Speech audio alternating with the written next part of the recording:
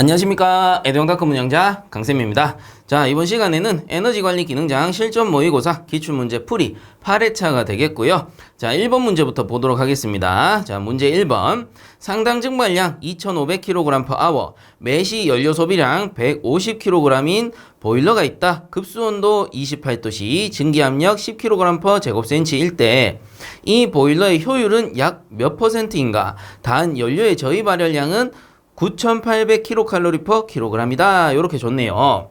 자, 그래서 해당 문제 같은 경우는 관련 공식이 95에서 96페이지 사이에 나온다라고 보시면 되는데, 우선은 효율을 구하는 공식입니다. 그래서 보일러의 효율 구하는 공식이 2타는 GF의 HL 분의 G의 H2-H- 라는 공식으로 푼다라고 했죠. 물론 이거를 퍼센트로 바꾸고 싶으면 곱하기 100을 하게 되면 이게 자연스럽게 퍼센트 단위가 된다라고 배웠습니다. 자, 근데 요거는 일단은 제쳐두고요. 지금 해당 문제에서 이 공식으로 풀려고 하니까 조건이 어떻게 되느냐 하면은 이 매시간 연료 소비량 GF죠. GF가 있고 그 다음에 저희 발열량 줬어요. 근데 위에 건 뭐예요? 요 녀석이 증기 발생량 또는 급수량이 되고 이 녀석이 증기 엔탈피, 요 녀석이 급수 엔탈피가 될 텐데, 급수 엔탈피는 뭐 급수 온도를 줬기 때문에 풀 수는 있다라고 치더라도 이 증기 발생량과 증기 엔탈피가 없기 때문에 현재 공식은 성립할 수가 없다라는 겁니다. 대신에 뭘 줬느냐 하면은 상당 증발량을 줬다라는 거죠. 자, 그래서 이 상당 증발량으로 구하기 위해서는 요 해당 공식을 조금 변화시킬 필요가 있어요. 자, 어떻게 하느냐 하면은 우선은 G의 H2-H-라는 공식이 결국은 뭐냐 하면은 Q는 G의 H2-H-라고 해서 이게 G의 델타 H라는 공식과 같은 거죠. 그래서 이게 뭐냐면은 G라는 게 kg/h, 시간당 발생 증기 보일러면 증발량 또는 이제 온수 보일러면 급수량이 될 겁니다. 그리고 요게 델타 H이기 때문에 곱하기 kcal/kg이라고 해서 요게 사라지면 어떻게 되냐면 kcal/h라는 열량이 돼요. 그래서 이게 뭐냐면은 유효열이 된다라는 겁니다. 유효열이 되는 거예요. 그래서 요 위에 있는 거를 어떻게 바꿀 수 있느냐 하면은 우선적으로 GF의 HL 분의 Q로 바꿀 수가 있습니다. 자, 근데 이 유효열 구하는 공식이 이 녀석뿐만 아니고 또 하나가 존재하죠. 뭐냐면은 Q는 GE 상당 증발량일 경우 곱하기 539로 구할 수도 있습니다. 이게 뭐냐면은 매시 상당 증발량 kg/h가 되고요. 이 녀석은 뭐예요? 100도씨 물의 증발 잡열이죠. 그래서 kcal/kg이 됩니다. 엔탈피 단위랑 같은 거예요. 그래서 없애버리면 kcal/h라는 유효열, 열량이 나올 수 있다라는 겁니다. 즉, 위에 있는 G의 H2-H- 밑에 있는 GE 곱하기 539나 같은 공식이다 라고 볼 수 있다라는 겁니다. 그리고 요거를 또 가지고 올 수 있는 부분이 어디냐면은 여러분들 알고 계시듯이, 자, GE는 상당 증발량 구하는 공식이죠. 요 녀석은 539분의 G의 H2-H-랑 같단 말이에요. 그러면 여기서 539를 이쪽으로 이항시키면 어떻게 돼요? 539를 이항시키게 되면은 GE 곱하기 539는 결국은 G의 H2-H-라는 공식과 같다라는 게 성립이 되는 겁니다. 자, 이 말인즉슨 유효열 구하는 공식이 이렇게 두 가지가 존재할 수가 있겠구나, 이렇게 볼 수 있는 겁니다. 자, 그럼 우리는 이제 최종적으로 문제의 조건대로, 문제의 조건은 상당 증발량을 줬단 말이에요. 그렇기 때문에 이 공식을 유효열 대신에 뭘로 바꾸느냐? 요걸로 바꾼다라는 겁니다. 그래서 GE에 곱하기 539 나누기 나머지는 똑같죠? GF에 HL로 구하면 된다라는 겁니다. 자, 그래서 그대로 넣어보게 되면 GE 상당 증발량이 2500kg/h예요. 그래서 2500 단위까지 같이 해드릴게요. kg/h가 되고요. 곱하기 539는 물의 증발 잡열이었죠. 100도씨 물의 증발 잡열입니다. 539 kcal/kg이 되는 거죠. 나누기, 자, GF라는 게 연료량이죠. 그래서 여기서는 매시 150kg, 그래서 150kg/h입니다. 매시라고 했으니까. 그 다음 곱하기 나머지 연료의 저희 발열량, 그래서 9800kcal/kg. 이게 무슨 말입니까? 무슨 연료인지 모르겠지만 이 연료가 1kg 연소할 때 9,800kcal 열량을 발생시키더라. 이런 뜻이 되는 거죠. 자, 그래서 단위 환산하면 킬로그램 파워 사라지고 킬로그램 파워 사라지고 킬로칼로리 퍼 킬로그램, 킬로칼로리 퍼 킬로그램이 사라지게 된다라는 겁니다. 자, 그래서 구해보게 되면은 요게 0.9166 나오는데 우리 퍼센트로 바꿀 거니까 여기다 곱하기 100을 하시면 되는 거죠. 그래서 곱하기 100을 하게 되면은 91.66%가 나오더라라는 겁니다. 그래서 참고적으로 해당 문제에서는 조건이 조금 성립하지 않아요. 뭘로 하면은 요 공식으로 풀게 되면 조건이 좀 성립하지 않습니다. 왜 그래? 이 증기 발생량과 이 증기 엔탈피가 없기 때문에 해당 공식이 성립하지 않으니까 다른 힌트로 푸는 거죠. 뭐 이 상당 증발량을 줬기 때문에 상당 증발량이라는 힌트를 이용해서 풀고, 그리고 해당 문제에 나오는 급수 온도나 증기 압력 같은 경우는 필요 없는 조건이 되는 겁니다. 그래서 필요 없는 뭐예요? 일종의 함정이 된다라고 보시면 되겠죠. 자, 그래서 1번 문제는 이렇게 정리하도록 하고요.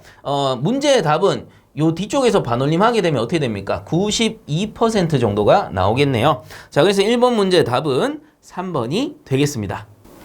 자, 그 다음 2번 문제 보겠습니다. 다음 중 가스 연료 연소 시에 발생하는 현상이 아닌 것은? 이라고 했습니다. 그래서 요 내용은 해설에 잘 정리가 되어 있는데요. 해설을 보시게 되면 가스 연료 연소 시 발생하는 이상 현상이라고 해서 4가지가 나오죠. 역화, 선화, 블로오프, 옐로우 팁, 이렇게 4가지가 나옵니다. 그래서 각각이 어떤 이상 현상이냐 한번 알아보게 되면 우리 가스 용접 해보신 분들은 쉽게 이해하실 수 있을 거예요. 그래서 가스 용접기에서 우리가 가장 많이 접하는 게 바로 요거 가스 토치입니다. 그래서 가스 토치는 요렇게 생겨가지고 아래쪽에 손잡이가 이렇게 있죠. 그래서 밸브가 2개가 연결이 돼 있는데 통상적으로 위쪽에 있는 게 산소 밸브고요, 아래쪽에 있는 게 가스 밸브입니다. 우리 실습할 때는 아세틸렌을 많이 쓸 거예요. 그래서 호수가 2개가 들어오는데 빨간색 호수 같은 경우는 이렇게 가스 밸브에 연결되어 있고, 원래는 녹색 호수입니다. 녹색 호수는 이렇게 산소 밸브에 연결이 되어 있을 겁니다. 그래서 아래쪽에 가스 밸브 조절하고 위쪽에 산소 밸브 조절하는 형식이다 라고 보시면 됩니다. 자, 이때 정상 연소 상태라면 불꽃이 어떻게 발생하느냐 하면은, 불꽃이 요 구멍을 연공이라 그래요. 이제 화염이 발생하는 구멍인데 요 연공에 붙어서 이렇게 파란색 불꽃으로 형성이 될 겁니다. 안쪽에는 백심이 형성이 될 거고요. 그래서 이렇게 연공에 딱 붙어서 파란색으로 유지가 되면은 정상 연소 상태다라고 보시면 됩니다. 근데 이상 현상이 생기면 거꾸로 타고 들어가는 백파이어가 발생할 수도 있고, 이게 연공에서 떠버리는 선화가 발생할 수도 있다라는 겁니다. 그럼 얘들은 어떨 때 발생하느냐? 이게 이제 궁금하다라는 거죠. 자, 그래서 그 내용을 그 해설해 보시면 우선은 역화부터 보게 되면, 역화의 경우에는 읽어보면 가스의 연소 속도가 연공에서의 가스 유출 속도보다, 그래서 타는 게 이제 가스가 타는 속도가 연공에서 빠져나가는 속도죠. 빠져나가는, 불꽃이 이렇게 빠져나가는 속도보다 이제 빨라질 때, 그래서 유출 속도가 크게 되어 불꽃이 버너 내부에 침입하여 노즐 선단에서 연소하는 현상을 얘기하는데, 그 쉽게 말해서 이게 어떨 때 많이 발생하느냐 하면은 통상 연소하고 나서요. 그러니까 우리가 용접을 하고 나서 불을 꺼야 되잖아요. 불을 끌 때는 순서가 산소 밸브를 먼저 잠그고 가스 밸브를 잠궈줘야 됩니다. 그래야 역화가 안 일어나요. 근데 간혹 보면 이제 실수로 가스 밸브를 먼저 잠그는 경우가 있어요. 그렇게 되면은 산소가 계속해서 유출되고 있는 상태에서 가스 밸브를 잠근다라는 소리거든요. 그럼 어떻게 되냐? 이 연료의 양이 순간적으로 줄면서 산소의 양이 과대해져요. 그럼 산소의 양이 과대해지면 어떻게 돼? 너무 과대해지면은 이 연소 속도가 너무 빨라진다라는 겁니다. 그래서 연소 속도가 유출 이렇게 빠져나오는 속도보다 더 빨리 타버리니까 안쪽에서 타버리는 거예요. 그래서 안쪽에서 타다 보니까 유출 속도에 비례해서 빨라지니 화염이 어떻게 되느냐? 뒤로 이렇게 타고 들어간다라는 겁니다. 그래서 이 역할을 다른 말로 백파이어라고 하는 거예요. 그래서 잘못하면 이 토치가 과열돼서 화재로 이어질 수도 있습니다. 그래서 통상적으로 우리 실습장이나 시험장에 보면은 이 가스 용접기 같은 경우는 호수 뒷단에 역화 방지기를 설치해둬요. 그래서 역화가 일어나서 뒤쪽으로 타고 들어가서 만약에 토치까지만 타면은 괜찮은데 잘못하면은 가스 용기 쪽으로 넘어갈 수도 있단 말이에요, 화염이. 그러면 대폭발로 이어질 수가 있잖아요. 그래서 역화 방지기를 설치해서 이렇게 뒤로 타고 들어오는 화염 압력이 순간적으로 확 증가하겠죠. 그럼 역화 방지기가 터지면서 안쪽에 있는 가스를 쫙 빼버립니다. 그래서 이제 안전을 지켜주는 장치가 있는데 그렇구나 하고 알아두시면 되는 거고요. 그래서 역화라는 건 이제 뒤로 타고 들어가는 현상이구나. 그래서 우리가 육안으로 볼 수 있는 거는 가스 밸브를 순간적으로 탁 잠궈버리게 되면 산소 밸브 열려 있는 상태에서 순간적으로 빵 하면서 터지는 소리가 나요. 그게 뭐냐면 안쪽에 이제 산소량과 가스량이 맞지 않으면서 순간적으로 딱 꺼지면서 빵거리는 소리가 난단 말이에요. 이게 심해지면 이제 뒤쪽으로 가는 거고, 그래서 좀 이제 그렇게 심하지 않은 경우에서 뻥거리는 소리와 함께 그냥 불만 탁 꺼집니다. 그리고 그 상태로 산소 밸브 열어보면 안쪽에서 미연소된 분들, 우리 껌댕이들이 쫙 흘러나와요. 그런 게 역화다라고 보시면 됩니다. 자, 그 다음 나오는 게 선화라는 게 나오죠. 선화. 자, 역화는 요거 지워버리고요. 뒤로 타고 들어가는 현상이었죠.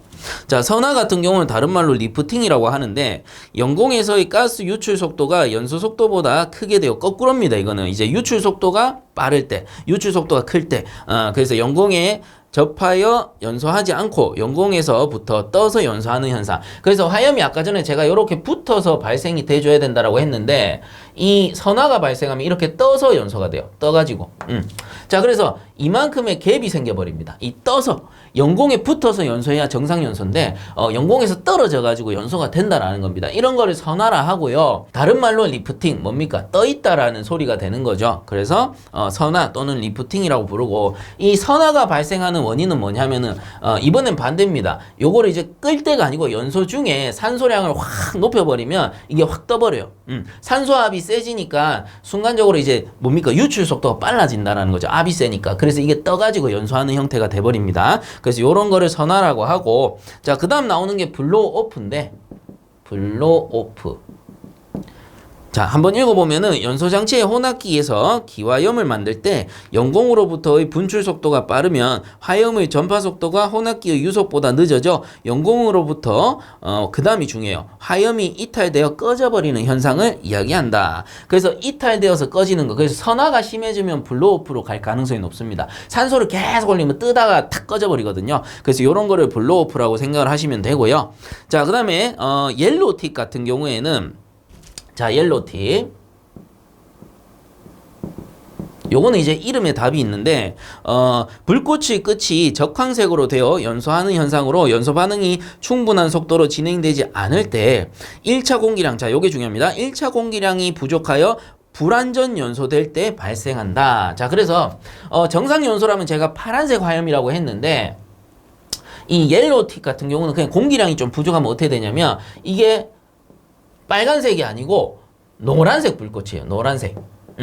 자, 그래서 노란색 불꽃으로 제가 영상에서도, 실기 영상에서도 한 번씩 말씀을 드리는데, 이 가스 용접할 때는 노란 불꽃으로는 용접하면 안 된다고 알려드립니다. 이 노란 불꽃일 경우에는 산소를 높여서 파란 불꽃으로 바꾸고 나서 조절해가지고 쓰라라고 말씀을 드리죠. 그 왜 그러냐면은 노란 불꽃 상태에서 이 모재에 갖다 대면은 이 현재 상태로도 불완전 연소거든요. 그래서 모재에 검댕이들이 확 끼어버려요. 노란 불꽃 갖다 대면. 그러면 그 검댕이 때문에 이 단열이 돼버리죠. 모재가 단열되니까 전열이 되지 않아서 모재가 가열이 안 됩니다. 그래서 만약에 이 노란 불꽃 옐로우 팁으로 갖다 댄 상태라면, 저 같으면 학생들한테 말씀을 드려요. 불 먼저 끄고, 불 일단 끄고, 지금 검댕이가 붙어 있으니까 이거 물에 씻어서 다시 하라고. 그게 붙어 있는 상태로 용접이 안 돼요. 열이 전달이 안 되는데 어떻게 용접을 하겠어요. 자, 그래서 그런 불꽃을 옐로우 팁, 공기량이 부족할 때 발생하는 현상입니다. 가스는 열려 있는데 산소가 부족할 때, 그런 경우를 이야기를 하는 거겠죠. 그래서 딱 육안으로 봤을 때 노란색 불꽃이 나와요. 자, 이렇게 정리를 하시면 되고요. 자, 그렇다면 2번 문제, 다음 중 가스 연료 연소 시에 발생하는 현상이 아닌 것은 이라고 했기 때문에 관계없는 거는 4번이죠. 증발과는 전혀 관계가 없겠습니다. 자, 그래서 2번 문제도 이렇게 정리하도록 하겠습니다. 자, 그 다음 3번 보겠습니다. 부하 변동에 따른 적응성이 좋으며 응축수를 연속적으로 배출하고 자동 공기 배출이 이루어지나 수격작용에 약하고 고압 증기 배관에는 사용할 수 없는 증기 트랩은, 이렇게 물어봤네요. 자, 그래서 답은 4번 플로트 트랩입니다. 자, 그래서 플로트 트랩 같은 경우는 특징이 수격작용에 약해요. 그게 충격에 약하다, 이렇게 보시면 되고요. 그 다음에 고압 배관에 쓸 수가 없습니다. 고압 장치에는 사용이 불가능해요. 왜 그러냐? 이 플로트라는 거는 유체의 부력에 의해서 의해서 떠오르고 낮아지는 요런 원리에 의해 동작을 하는데, 이게 압력을 받아버리면 이게 부력에 의해서 떠올라야 되는데 위쪽 상부측 압력이 더 높아버리면은 떠오르지 못하고 이렇게 계속 내려와 있는 상태가 된단 말이에요. 유체 수위는 올라갔는데. 그렇기 때문에 이 고압부에서는 사용이 좀 어렵고요. 충격에는 약하다라는 단점이 있습니다. 그리고 이 녀석은 다른 말로 다량 트랩이라고 해서 이 응축수 배출이 연속적으로 이루어지고요. 에어벤트라고 해서 공기 빼기 밸브가 설치되어 있는 모델도 있어요. 그렇기 때문에 자동 공기 배출이 이루어진다는 장점이 있습니다. 자, 그래서 플로트 트랩이라고도 하고 다른 말로는 다량 트랩이라고도 한다. 이렇게 알아두시면 좋을 것 같아요. 자, 그러므로 3번의 답은 4번이 되겠습니다. 자, 그 다음 4번 문제 보겠습니다. 다음 중 보일러 스테이의 종류가 아닌 것은 이라고 돼 있네요. 그래서 이 스테이라는 게 다른 말로는 버팀이라고 해서 이 보일러의 동판과 경판을 잡아주는 장치였죠. 자, 그래서 이 관련된 내용이 교재에는 43페이지에 나올 거고요. 그 종류가 해설에 잘 나와 있습니다. 그래서 해설 같이 보시게 되면 보일러 스테이 종류라고 해서 관 스테이, 바 스테이, 볼트 스테이, 가세트 스테이, 그래서 뭐 다른 말로는 거시 스테이라고도 하고요. 그리고 도리 스테이, 도그 스테이 등이 있다라는 겁니다. 자, 그렇다면 이 보일러 스테이의 종류가 아닌 것은 이라고 물어봤기 때문에 1번, 2번, 3번은 맞는 거죠. 도그, 관, 거시 스테이 모두 있는 거고 4번에 더블 스테이라는 건 없다라는 겁니다. 자, 그래서 4번 문제 틀린 것은 4번 이렇게 정리하도록 하겠습니다. 자, 그다음 5번 문제. 고온가스의 처리가 가능하므로 굴뚝 또는 배관 내에 장착하고 지름이 100 마이크로미터인 입자의 집진에 이용되며 집진효율이 50에서 70%인 장치로 구조가 간단한 집진 장치는 이렇게 물어봤습니다. 그래서 우선 답을 알려드리면 3번의 관성역식 집진 장치가 돼요. 자, 그래서 이 관성역식 집진 장치라는 거는 연도 중간에다가 방해판이라는 걸 설치합니다. 이 방해판을 설치하고요. 자, 요렇게 해가지고 이 연소가스가 이렇게 오게 되면은 굴뚝 쪽으로 보내겠죠. 그래서 연돌 쪽으로 보내는데 이 방해판에 충돌해서 한번 이렇게 돌아서 나간단 말이에요. 그 과정에서 무거운 입자들은, 먼지들은 여기 아래쪽에 가라앉게 됩니다. 이러한 원리를 이용해서 집진하는 게 바로 이 관성역식 집진 장치가 되겠고요. 자, 특징은 해설에 정리가 돼 있는데 보게 되면은, 자, 첫 번째, 구조가 간단하고 취급이 용이하다. 왜? 방해판만 딱 설치하면 되니까요. 그 다음에 유지비가 적게 든다. 구조가 간단하니까, 취급이 용이하니까 유지비가 적게 들죠. 그 다음 3번에 집진 효율은 낮은 편이에요. 그래서 100 마이크로 미터 정도의 입자를 집진한다고 돼 있는데 그 밑에 비교해 보시면 전기식 집진 장치 효율 가장 좋다라고 했죠. 그래서 전기식인 경우에는 0.5 마이크로미터 정도의 입자까지도 집진이 가능하다라는 겁니다. 그래서 집진 효율은 좀 낮은 편이다라고 생각하시면 돼요. 이 구조가 간단하니까 아무래도 효율은 낮을 수밖에 없죠. 그 다음 4번에 다른 집진 장치의 전처리용으로 사용된다. 그래서 여기서 한번 처리해주고 무거운 입자들은 벌써 떼어낸 거죠. 그리고 미세한 입자들은 뒤쪽에다가 뭐 전기식 집진 장치나 아니면 사이클론식 집진 장치를 다시 설치해서 2차적으로 한 번 더 집진을 해준다. 그 전에 하기 때문에 전처리용으로 많이 쓴다라고 보시면 됩니다. 그 다음에 5번에 보시면 미세한 입자의 포집률이 낮다. 그래서 요거는 뭐 3번 항목과 같은 말이죠. 그래서 집진효율은 한 50에서 70% 정도 되는구나. 이렇게 알아두시면 되겠습니다. 자, 그 다음에 5번 문제의 답은 3번 관성역식 집진장치가 되겠습니다. 자, 그 다음 6번 문제 보겠습니다. 분출장치의 설치 목적이 아닌 것은 이라고 돼 있네요. 야, 이 문제 정말 자주 나옵니다. 그래서 분출장치라는 거는 보일러 동체가 이렇게 있을 때 이 위에서 분출할 수도 있고 밑에서 이렇게 분출할 수도 있다라고 했습니다.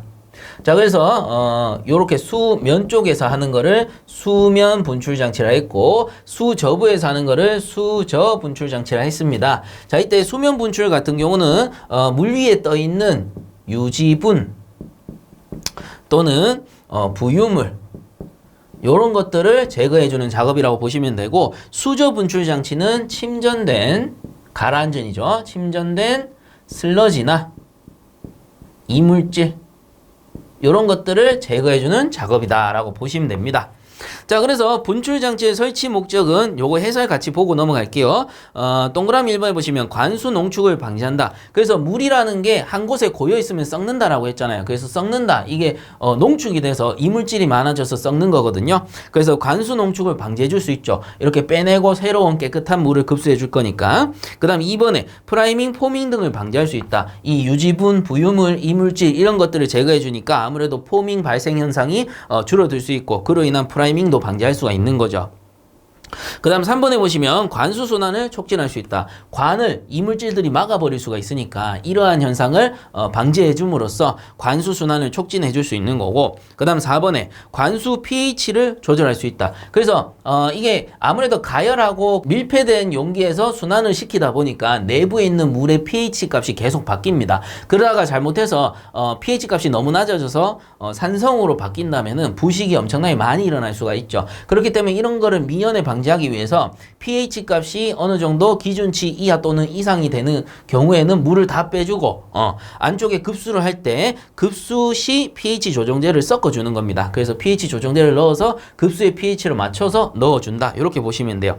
그렇기 때문에 간수 pH 조절이 가능하고요. 그 다음에 5번에 스케일 생성을 방지할 수 있다. 그렇죠. 내부에 침전된 슬러지를 미리 제거하고 또 농축도 막아주는 거니까 스케일의 생성을 방지해 줄 수도 있다라는 거겠죠. 자, 그래서 6번 문제로 돌아가 보면 분출장치의 설치 목적이 아닌 것은 이라고 해서 1, 2, 3번은 다 맞고요. 4번에 저수위를 방지한다라고 돼 있는데 이 저수위 방지 장치는 따로 있죠. 그래서 분출장치랑 전혀 관계가 없다. 다른 장치다. 이렇게 보시면 됩니다. 자, 그러므로 6번 문제 틀린 것은 4번이 되겠습니다.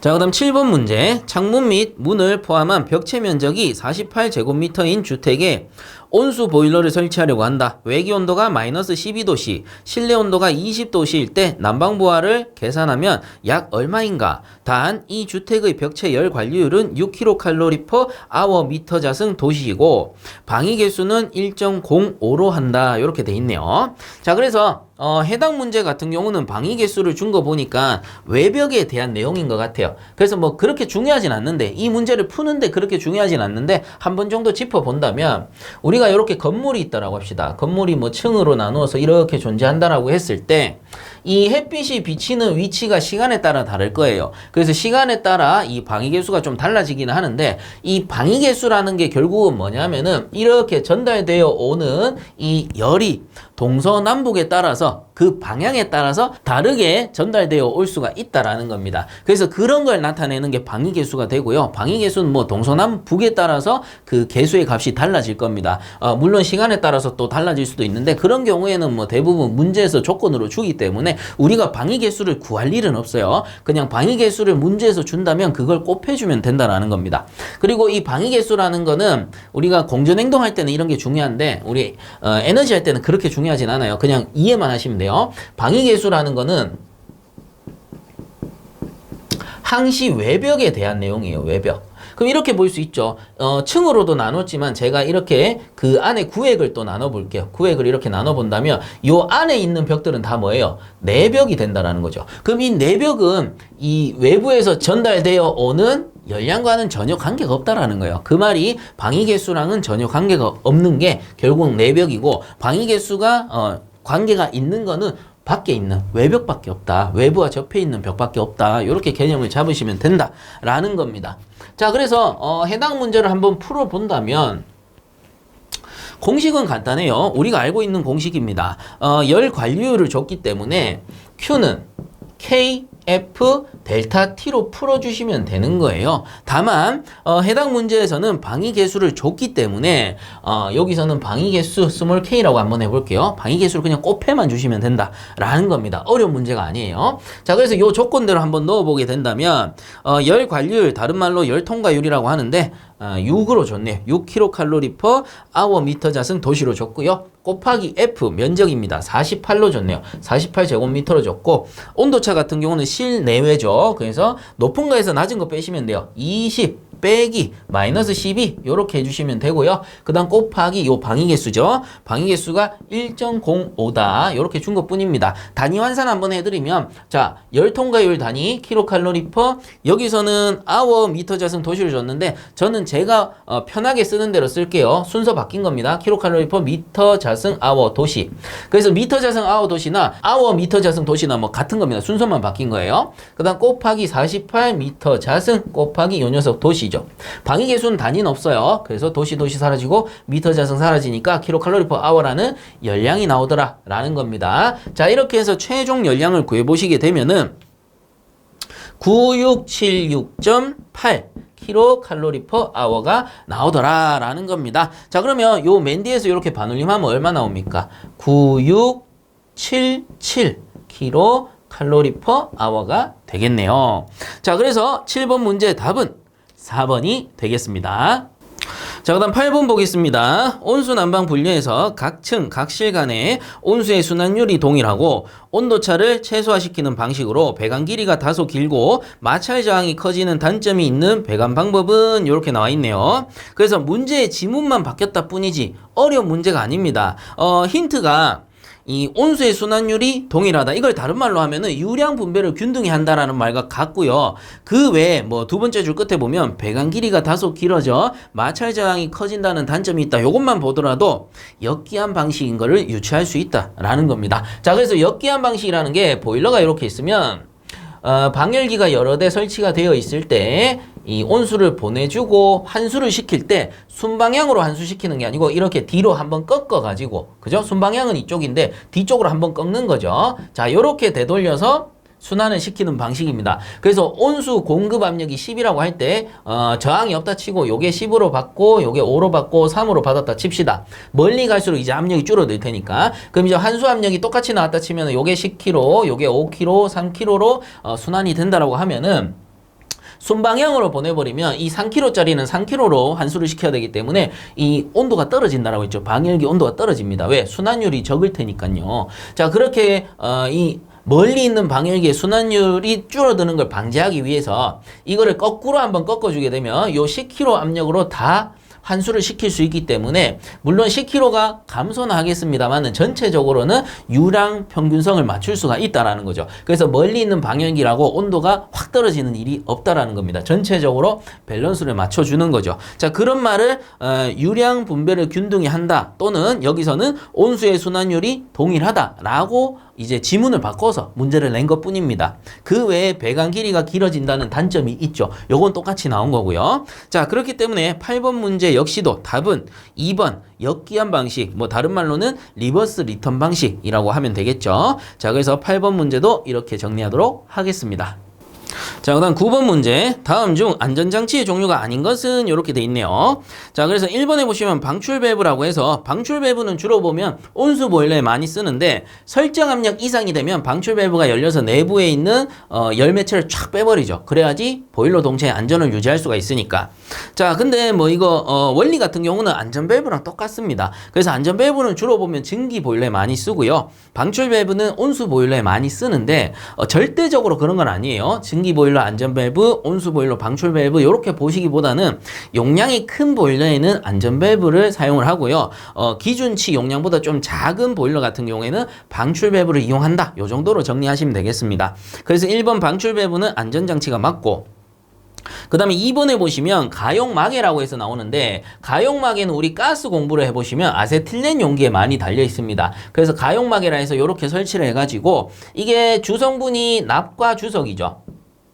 이 혼합비가 있습니다. 혼합비가 있는데 어쨌든 주성분은 납과 주석으로 설치를 해가지고 이 용기 내부의 온도가 올라갈 경우에 안쪽에는 가연성 가스다 보니까 잘못하면 폭발한단 말이에요. 그래서 폭발하기 전에 온도가 너무 올라가기 전에 설정 온도보다 더 높아지면은 요 가용마개가 녹아서 내부에 있는 가스를 모두 빼버립니다. 그럼 폭발을 방지할 수가 있겠죠. 자, 그래서 요게 이제 가스 용기일 때 이렇게 사용하는 거고, 보일러의 경우에는 우리 예를 들어 노통 보일러가 있으면 노통 보일러에 연소실에 이렇게 가용마개를 사용을 해요. 그래서 가용전을 딱 설치해가지고 연소실 온도가 설정치 이상 너무 고온일 때는 잘못하면은 파열로 이어질 수 있기 때문에 물론 동체 폭발이 아니고 연소실 내부에서 폭발할 수가 있어요. 자, 그래서 이런 거를 막기 위해서 가용전이 먼저 녹아서 내부에 동체 내부에 물이 있으면 물이 확 들어와서 연소실을 식혀준다라는 거겠죠. 물론 이게 가용마개가 한번 녹으면 다시 사용하기는 어렵습니다. 이 노통을 다시 바꾸던가 해야 되죠. 자, 그래서 설정치 온도가 좀 높을 겁니다. 보일러 같은 경우는 100도씨가 넘어갈 건데 우리 보통 이제 가용마개 냉동에 쓰는 거는 그 온도 범위가 한 65에서 75 정도 나올 거고요. 보일러 같은 경우는 100도씨 이상에서 녹도록 설정을 해 놓을 겁니다. 그래서 사용처에 알맞게끔 이 혼합비를 조정해서 그 사용처에 알맞는 온도로 사용을 한다. 이렇게 보시면 돼요.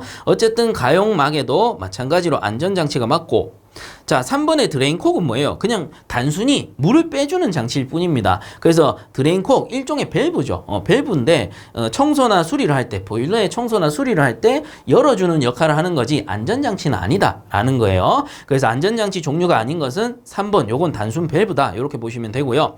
4번 같은 경우는 수면 고저 경보기, 이것도 맞죠? 너무 저수위로 떨어지면 잘못하면 폭발하고 너무 고수위가 되면 캐리오버 등 이상현상 또는 물넘침 사고로 이어질 수 있기 때문에 수면 고저 경보기 역시도 안전장치에 속한다. 이렇게 보시면 되겠습니다.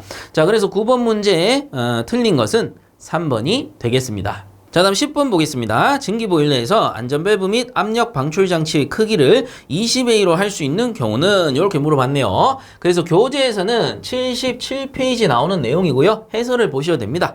그래서 해설을 보게 되면 안전밸브 및 압력 방출 장치의 지름은 원래는 25A 이상으로 해야 돼요. 25A 이상으로 한다. 단 다음의 경우는 20A 이상 좀 작게 할 수 있다라는 건데 그 경우를 보게 되면 1번에 최고 사용 압력이 0.1MPa 이하의 보일러에서 그래서 소형으로 판단해서 이 경우에는 좀 작게 설치해도 된다라는 거고요. 자, 그다음에 2번에 최고 사용 압력 0.5MPa 이하의 보일러로 동체의 안지름이 500mm 이하이면서 동체의 길이가 1000mm 이하인 보일러. 자, 그래서 동체를 이렇게 그렸을 때 동체의 지름이 500mm 이하이고요. 그 다음에 요 길이가 1000mm 이하일 때도 마찬가지 소형을 본다. 다만 압력 조건이 있어요. 언제? 0.5MPa 이하이면서 요 조건에 들어가면은 20A 이상으로 설치할 수 있다라는 겁니다.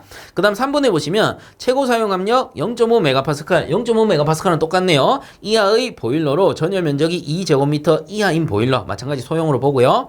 그 다음 4번에 최대 증발량이 5톤/아워 이하인 관류 보일러, 역시도 소형으로 본다라는 거고. 자, 그 다음에 5번에 소용량 강철제 보일러, 소용량 주철제 보일러, 뭐 더 말할 것도 없죠. 이런 아이들은 모두 20A 이상으로 설치해도 된다라는 겁니다. 자, 그래서 문제로 돌아와서 보기 1번부터 보겠습니다. 1번에 보시면 최고 사용 압력이 1MPa 이하의 보일러, 아니죠. 이거 꽤 큰 겁니다. 0.1MPa 이하 1대 20A로 할 수 있죠. 그래서 1번은 틀렸고, 그 다음 2번에 최고 사용 압력 0.5MPa 이하의 보일러로 전열 면적이 2제곱미터 이하인 보일러. 요게 맞겠네요. 답은 2번이고요. 자, 3번은 왜 틀렸냐? 최고 사용 압력이 0.7이 아니고요. 0.5MPa입니다. 그래서 0.5MPa 이하인 보일러로서 동체 안지름 500mm 이하, 길이는 1000mm 이하인 보일러라고 했었죠. 자, 그 다음에 4번에 최대 증발량이 7톤/아워가 아니고 5톤/아워 이하의 관류 보일러였죠. 자, 그래서 1, 3, 4번은 다 틀렸고 10번에 맞는 답은 2번이 되겠습니다.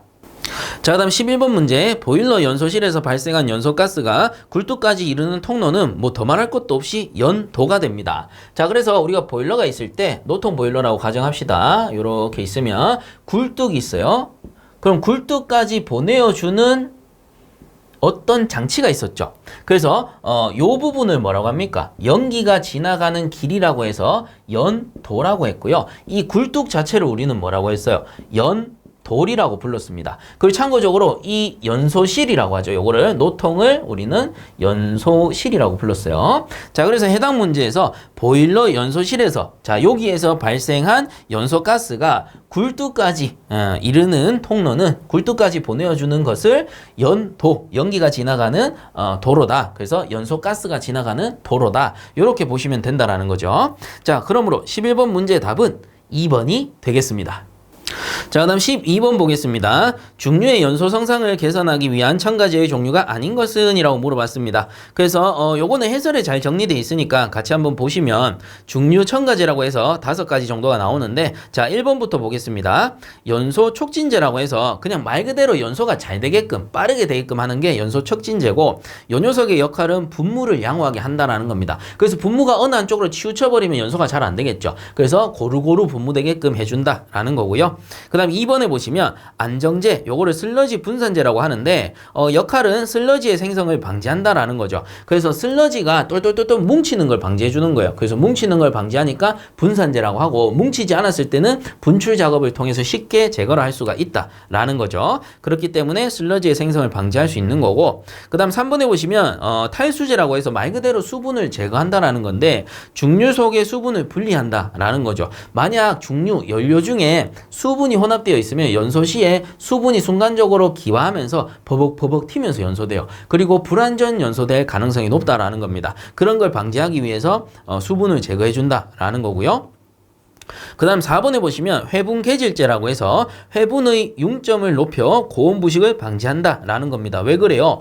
회분 내부에 바나듐 성분이 존재하기 때문에 융점을 높이면은 고온 부식을 방지할 수 있다 라는 거죠. 자, 그 다음에 5번에 보시면 유동점 강화제라고 해서 나오는데, 중류의 유동점을 낮추어 송유를 양호하게 한다 라고 돼 있죠. 자, 단순히 생각하면 유동점을 낮추는데 송유가 양호해질까? 찐득찐득해질 텐데, 이렇게 생각할 수도 있죠. 근데 그 개념이 아니고요. 이 유동점이라고 해서 중류의 유동점 같은 경우는 응고점보다 대략적으로 한 2.5도씨 정도 높은 지점이에요. 높은 점.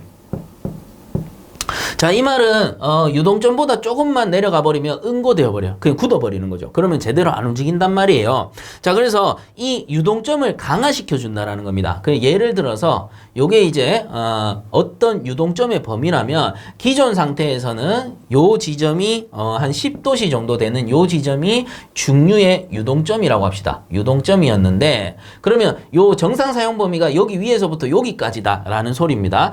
이거보다 떨어져 버리면 이제 응고돼 버리는 거예요. 근데 유동점을 강화시켜 버리면 어떻게 되느냐? 이 온도가 낮아진다라는 거죠. 그래서 한 3도씨까지 제가 유동점을 강화시켰어요. 똑같은 유동점인데 온도 범위를 낮춰버린 거죠. 그럼 사용 범위 어떻게 돼? 이만큼 늘어난다라는 거죠. 자, 요런 거를 유동점 강화제라고 보시면 됩니다. 그래서 유동점 강화제를 이용해서 중류의 유동점을 낮추어 송유를 양호하게 할 수 있다라는 거죠. 응고되어 버리는, 딱딱해져 버리는 요 현상을 방지하기 위해서 이 범위를 넓혀 버리는 겁니다. 그러면 아무래도 잘 공급이 될 테니까. 자, 요런 것들이 전부 중류 첨가제가 되고요. 그렇다면 12번으로 돌아와서 중류의 연소 성상을 개선하기 위한 첨가제의 종류가 아닌 것은 이라고 물어봤기 때문에 1, 3, 4번은 다 맞죠. 연소 척진제, 슬러지 분산제, 회분 개질제는 맞겠고요. 아닌 거는 2번 착화 지연제가 됩니다. 착화를 지연한다? 이런 건 좀 말이 안 되겠죠. 착화는 한 번에 빠르게 부셔주는 게 좋은데 착화를 지연한다? 말 자체가 틀렸죠. 자, 그래서 종류도 아니고 말도 틀렸습니다. 12번에 틀린 것은 2번이 되겠습니다. 자, 그 다음 13번 문제 보겠습니다. 진공환수식 증기난방의 설명 중 틀린 것은 이렇게 물어봤네요. 자, 그래서 우리 증기난방의 환수 방식은 크게 세 가지가 있었는데요. 외우실 때는 중, 진, 기 이렇게 외우면 된다라고 했죠. 그래서 뭐예요? 중력환수식, 진공환수식, 기계환수식이 된다라고 했습니다. 자, 이 중에 효율이 좋은 순서부터 나열을 한번 해본다면 진공환수식이 효율이 가장 좋고요. 그 다음에 기계겠죠. 펌프를 이용한 거. 기계를 이용한 방식이고, 나머지는 자연순환 방식인 중력 환수 방식이 효율적인 측면에서는 가장 낫다라고 보시면 됩니다. 그래서 진공환수식은 진공 펌프를 사용한 거고, 기계환수식은 그냥 순환 펌프를 쓴 거고, 중력환수식은 펌프가 없다라는 거겠죠. 그래서 효율이 요 순서대로 나열이 된다라고 생각을 하시면 됩니다. 자, 그래서 1번부터 한번 보시게 되면 진공 펌프에 버큐움 브레이커를 설치하여 진공도가 높아지면 밸브를 열어서 진공도를 낮춰준다. 요거는 맞아요. 그래서 과진공실을 얘기하는데, 버큐움 브레이커란 뭐냐 하면은 우리 예를 들어 그냥 일반적인 보일러 같은 경우에는 안전 밸브를 설치하면 이 보일러 내부의 압력이 이상 압력 상태로 높아지게 되면 내부에 있는 증기를 빼가지고 이 장치의 안전을 도모하는 거죠. 자, 근데 버큐움 브레이커라는 건 뭐냐면은 진공을 막는다라는 뜻이죠. 버큐움, 진공, 브레이커는 막는다, 멈춘다 이런 뜻이죠. 그래서 버큐움 브레이커 같은 경우에는 내부의 압력이 낮아졌을 때, 너무 고진공일 때, 그래서 우리 피트병 생각하시면 돼요. 피트병도 쭉 빨아들이게 되면 이게 확 쭈그러지잖아요. 내부가 진공이 잡히면서. 그래서 이 장치도 너무 고진공이 돼버리면 잘못하면 안쪽으로 우그러들 수 있기 때문에 이 이상 저압 시에 이 밸브를 열어서 외부에 있는 공기를 넣어줌으로써 이 진공도를 좀 낮춰준다라는 겁니다. 그래서 진공도를 낮춰준다는 말이 좀 애매하긴 한데 기존의 고진공일 때 진공도를 높여줌으로써 이 고진공을 좀 낮춰준다 이런 의미로 해설을 하시면 되겠죠. 자, 그래서 1번은 맞아요. 진공 펌프에 버큐um 브레이커를 설치하여 진공도가 높아지면 밸브를 열어 이 진공도를 낮춘다라는 뜻입니다. 높아진 진공도를 낮춘다 이 말이에요. 그래서 1번은 맞고, 그 다음 2번에 보시면 배관 및 방열기 내의 공기도 뽑아내므로 증기의 순환이 빠르다. 요거 맞아요. 그래서 효율이 가장 좋다라고 보시면 되고요. 그 다음 3번에 보시면 환수 파이프와 보일러 사이에 진공 펌프를 설치하여 진공도를 유지시킨다. 요거도 맞아요. 자, 그래서 우리가 보일러가 이렇게 있으면 진공 펌프 같은 경우에는 환수관에 이렇게 설치가 되고요. 방열기 같은 경우는 뭐 밑에 이렇게 있더라도 충분히 끌어올릴 수 있다라는 겁니다. 진공 펌프의 효율이 좋기 때문에. 그래서 3번에도 나오지만 공기도 불응축 가스도 함께 뽑아내기 때문에 이게 순환율이 좋아서 방열기가 보일러보다 밑에 있더라도 쉽게 환수를 시킬 수 있다라는 장점이 있었죠. 자, 그래서 1, 2, 3번은 다 맞고요. 그럼 4번에 보시면 방열기 설치 장소에 제한을 받지 않죠. 밑에 있어도 되고 위에 있어도 된다라는 겁니다. 제한을 받지 않고 방열량 조절이 넓다라는 겁니다.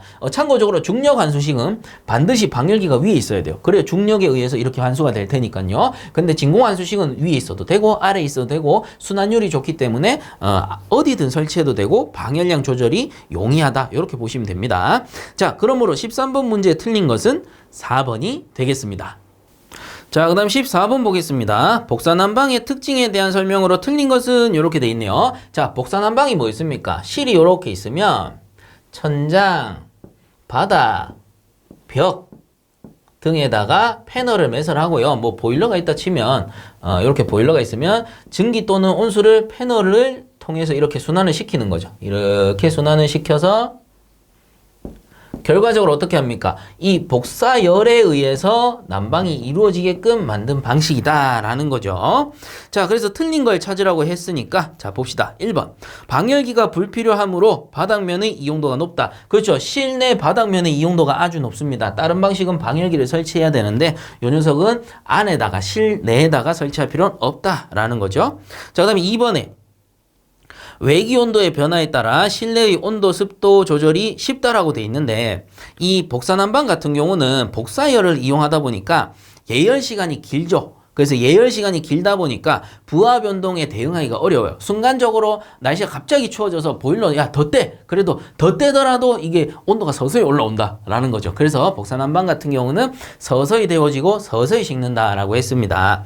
그렇기 때문에 실내 온도 습도 조절이 쉬운 게 아니고 좀 어렵다. 이렇게 봐야 됩니다. 그러므로 틀린 것은 2번이고요. 그 다음 3번 같은 경우는 복사열에 의한 난방이므로 쾌감도가 좋다. 그렇죠. 복사난방 특징 중 가장 큰 점이 쾌감도가 우수하다라는 거였죠. 그래서 온수난방, 증기난방, 복사난방이 있다면 이 중에 복사난방이 쾌감도가 가장 좋다. 가장 우수하다. 이렇게 알아두셔라 라고 했습니다. 그래서 3번은 맞는 거고, 자, 그다음 4번 같은 경우도 실내의 온도 분포가 균등하다. 이것도 맞죠. 왜 그래요?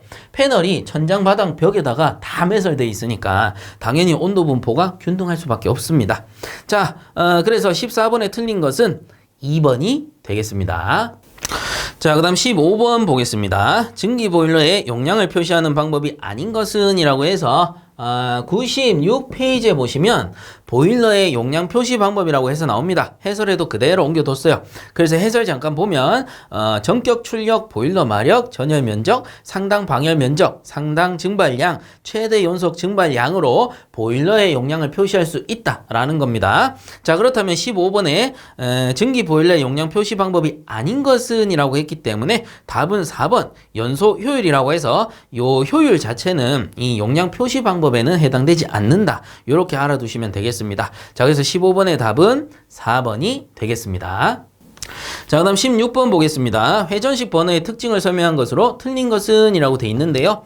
교재에서는 112페이지에 나오는 내용을 참고하시면 되고요. 해설에 잘 정리되어 있으니까 해설 보셔도 됩니다. 그래서 한번 보면은 회전식 버너라고 해서 무와 통의 고속 회전에 의한 원심력으로 오일 연료를 비산시켜 무하는 형식의 오일 버너다. 이렇게 나오죠.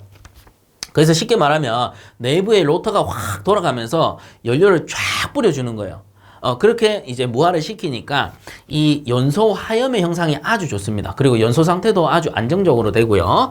자, 그래서 이 회전식 버너의 특징 설명으로 틀린 것은 이라고 물어봤는데 보시면 1번에 기름은 보통 0.3kg/제곱센치 정도 가압하여 공급한다. 요거는 맞는 내용이니까 참고적으로 알아두세요. 자, 그 다음에 2번 보시면 분무 각도는 유속 또는 안내깃에 따라 40에서 80도의 범위로 할 수 있다. 요거도 맞는 내용입니다. 그 다음 3번에 보시면 화염의 형상이 비교적 넓고 안정한 연소를 시킬 수 있다. 왜? 로터가 돌아가면서 쫙 뿌려주니까. 그래서 3번도 맞는 내용이네요. 자, 그럼 틀린 건 4번인데 왜냐? 유량의 조절 범위는 1대5 정도로 좁고 유량이 적을수록 무화가 잘 된다라고 돼 있는데 유량 조절 범위가 1대5 정도라는 거는 꽤 넓은 편입니다. 그래서 유량 조절 범위는 통상적으로 작은 거는 1대2나 아니면 1대3 정도밖에 안 돼요. 자, 근데 요 녀석은 1대5 정도이기 때문에 비교적 넓다라고 보는 거예요. 그래서 1대5 정도로 넓고 유량이 적을수록 무화는 잘 안 돼요. 유량이 많을수록 쫙 치출되는 양이 많을 테니까 무화가 쉬운데 유량이 작으면은 좀 곤란하다. 무화가 곤란하다. 이렇게 알아두시면 되겠습니다. 자, 그래서 16번에 틀린 것은 4번이 되겠습니다. 자, 다음 17번 보겠습니다. 다음 중 절탄기에 대하여 설명한 것으로 옳은 것은 이라고 돼 있네요. 자, 그래서 절탄기라는 거는 폐열 회수 장치의 일종이었는데 폐열 회수 장치라는 거는 과, 제, 절, 공이 있었어요. 그래서 과열기, 제열기, 절탄기, 공기, 예열기가 있었고요. 설치 순서 이 순서대로 된다라고 했죠. 그래서 뭐 보일러 연소실에서부터 또는 연도에서부터 연돌까지 설치 위치다라고 보시면 되는데 과제 절공 순으로 설치해서 과열기 같은 경우는 포화증기를 과열시킨다라고 있습니다. 그래서 열량을 높여서 우리가 고압 터빈을 사용을 했고요. 고압 터빈에서 사용하고 그냥 버리기 아까우니까 제열기에서 다시 한번 재가열해서 사용을 하는 것이고, 그 다음 절탄기라는 건 뭐였습니까? 요거는 급수를 예열하는 장치였죠. 다른 말로 이코노마이저라고도 했었고요. 그 다음 공기열기는 뭐 더 말할 것도 없죠. 이 이름에 답이 있네요. 공기를 예열하는 장치다. 정확하게는 연소용 공기를 예열합니다. 그럼 얘들은 무엇으로 가열을 하느냐? 모두 뭐예요? 배기가스에 여열, 남는 열, 쉽게 말하면 버리는 열, 폐열을 다시 재활용한다. 요게 중요한 겁니다. 그래서 절탄기에 대한 설명으로 옳은 것은 이라고 했기 때문에 배기가스의 여열을 이용하여 급수를 예열하는 장치가 답이 되겠죠. 자, 그래서 17번의 답은 2번 보일러의 여열을 이용하여 급수를 예열하는 장치이다. 자, 요렇게 정리해 주시면 되겠습니다. 자, 그 다음 18번 문제 보겠습니다. 증기 보일러의 압력계 부착에 대한 설명 중 틀린 것은 이라고 나와 있는데요. 요거는 교재 156에서 157페이지 보시면 아주 상세하게 잘 나와 있죠.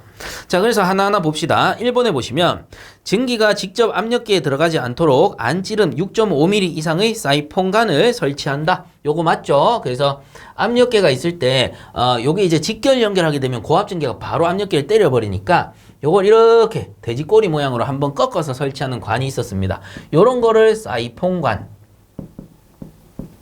이라고 했고, 사이폰관 안에는 물이 이렇게 차 있기 때문에 고압 압력으로 탁 밀어 올리더라도 여기서 압력을 한번 흡수하고 압력계로 전달할 수 있다라는 거죠. 그리고 이 사이폰관의 안찌름은 기본적으로 6.5mm 이상이 되도록 설치한다 라는 겁니다. 그래서 1번은 맞는 것이고요. 그 다음에 2번에 보시면 압력계와 연결된 증기관이 간관일 때 그 안찌름이 12.7mm 이상이어야 한다. 요거도 맞는 겁니다. 그리고 참고적으로 간관일 때는 12.7mm인데 요 연결된 증기관이 황동 또는 동관일 때는 지름이 좀 작아지죠. 요게 6.5mm 이상으로 해야 된다라는 겁니다. 자, 이것도 참고적으로 알아두세요. 그래서 1번, 2번 다 맞고요. 자, 3번에 보시면 증기 온도가 483 켈빈 210도씨를 초과할 때 압력계와 연결되는 증기관은 황동관 또는 동관으로 하여야 한다라고 돼 있는데 아니죠. 이게 210도씨를 초과한 경우에는 황동관 또는 동관은 이 열응력을 많이 받을 수 있기 때문에 사용해서는 안 된다라는 겁니다. 자, 그래서 틀린 거는 3번이 되겠네요. 그리고 4번 같은 경우는 압력계와 연결된 증기관은 최고 사용 압력에 견디는 것으로 한다. 뭐 이건 당연한 소리고요. 자, 그래서 18번 문제 틀린 것은 3번이 되겠습니다. 자, 그다음 19번 문제. 지역 난방에 대한 설명 중 틀린 것은 이라고 돼 있는데요. 자, 지역 난방이라는 게 흔히들 지역 난방 공사를 생각하면 된다라고 했죠. 그래서 대규모 시설이 있습니다. 대규모 시설 안에 엄청나게 큰 보일러가 설치되고요. 보일러가 한 대만 있을 건 아니죠. 엄청나게 큰 보일러가 여러 대 설치가 될 거고, 그리고 집진 장치라든가 뭐 또는 폐열 회수 장치, 그리고 정화장치 등, 이 정화장치는 당연히 대기오염을 방지하기 위해서 설치를 해주는 거겠죠. 그래서 이러한 대규모 시설들을 집중적으로 한 곳에 모아서 우리가 사용을 한다라는 거죠. 그래서 여기에서 만들어진 고압 증기라든가 고온수를 각 지역이라든가 아니면 단지 쪽으로, 자, 그래서 아파트 단지라든가 아니면 기타 지역, 주택단지 뭐 이런 데로 다 보내어 주겠죠. 그래서 고온고압의 증기라든가 고온고압의 온수를 만들어서 각 사용처에 쫙 보내어 준다라는 겁니다. 그래서 한쪽에 집중적으로 이 대규모 설비들을 설치하기 때문에 아무래도 관리가 좀 용이할 거고, 그리고 인건비가 좀 덜 들겠죠. 그리고 각 지역에 또는 사용처에 보일러를 굳이 설치하지 않아도 되는 이점이 있습니다. 물론 자기들을 한 번 더 데워 쓰려 하면은 자기들 의사에 따라서 개별 제어를 하기 위해서 보일러를 설치하는 경우도 있는데, 통상적으로 설치하지 않아도 난방이 가능하다라고 보시면 됩니다. 자, 그래서 문제로 돌아가서 19번 지역 난방에 대한 설명 중 틀린 것은 이라고 해서 1번에 보시면 고압의 증기 및 고온수를 사용하므로 관지름을 크게 하여야 된다라고 돼 있는데, 자, 요거 잘 알아두셔야 돼요. 고압으로 갈수록 관지름은 줄어들어요. 저압일수록 관지름은 커지게 됩니다. 그래서 얘는 지름이 작아지고 얘는 지름이 커진다라고 보시면 돼요. 이게 배관입니다. 자, 그럼 왜 그러냐면은 고압으로 갈수록 압력에 견뎌야 돼요. 압력에 견뎌야 되기 때문에 직경이 작을수록 그 압력에 견디는 특성이 강해집니다. 그리고 열량이 높기 때문에 작아져도 괜찮아요. 근데 저압일수록 열량이 작아지기 때문에 이 전열 면적을 증가시키기 위해서 관지름은 커진다라고 보시면 됩니다. 그렇기 때문에 가급적이면 고압 설비가 우리가 대규모 설비에 이용하기는 어때요? 훨씬 더 용이한 거예요. 왜? 관지름이 줄어든다라는 거는 기타 장치 연결되는 펌프라든가 이러한 장비들도 다 줄어들기 때문에 대규모로 설비하면 할수록 이 용량에 비해서 가격이 다운될 수 있다라는 거죠. 비용이 줄어든다라는 이점이 있다라는 겁니다. 자, 그렇기 때문에 1번은 틀린 거죠. 고압의 증기 및 고온수를 사용하므로 관지름을 작게 할 수 있다라는 겁니다. 틀린 건 1번이고요. 나머지는 그냥 읽어볼게요. 2번에 각 건물마다 보일러 시설이 필요 없다. 그렇죠. 굳이 설치하지 않아도 된다라는 겁니다. 그 다음 3번에 열발생 설비의 고효율화, 그 다음에 대기오염의 방지를 효과적으로 할 수 있다라는 거죠. 그래서 대용량 보일러를 여러 대 설치하고 정화장치, 폐열회수장치 이런 것들도 대규모로 설치를 하니까 이러한 특성이 있는 거고요. 4번 같은 경우도 연료비와 인건비를 줄일 수 있다. 한 곳에 모아서 관리를 하다 보니까요. 자, 그래서 19번에 2, 3, 4번은 맞고요. 틀린 것은 1번이 되겠습니다.